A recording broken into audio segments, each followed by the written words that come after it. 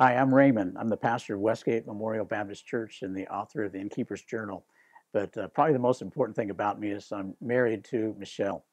And Michelle was the one who inspired me to write the story. To tell you the truth, I was just trying to survive Christmas Eve. I had done a sermon series called the Innkeeper's Journal, and it was on Christmas Eve, and I wanted to do something a little bit different. So I decided to do this monologue, and I felt really stupid in this outfit and had the brown mascara on my face as a beard. And I couldn't remember the lines. I mean, and finally I had to take my notes up there at the last minute.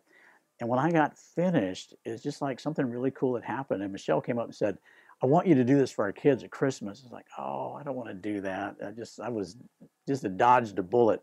But I did. And there was something inside of me that kind of began to think more about this story. And we decided to turn it into a book. And I'm so glad we did.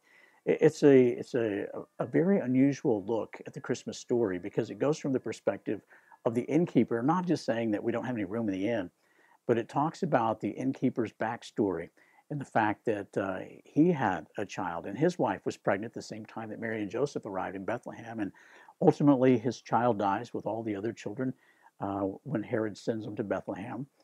And he becomes a very bitter man along with his wife. In fact, they barely held their marriage together.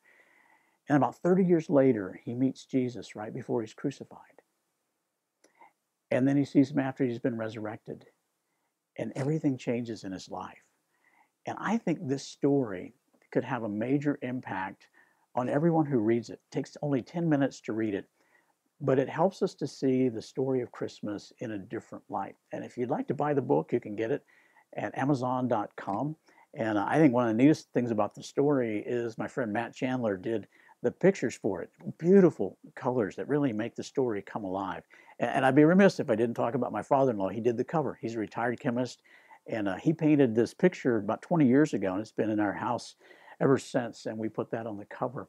But I really hope you'll take some time to just look at the Innkeeper's Journal and read it with your family this Christmas, and hope it becomes a Christmas season, a Christmas classic for every Christmas season. So I'm Raymond, and that's my story.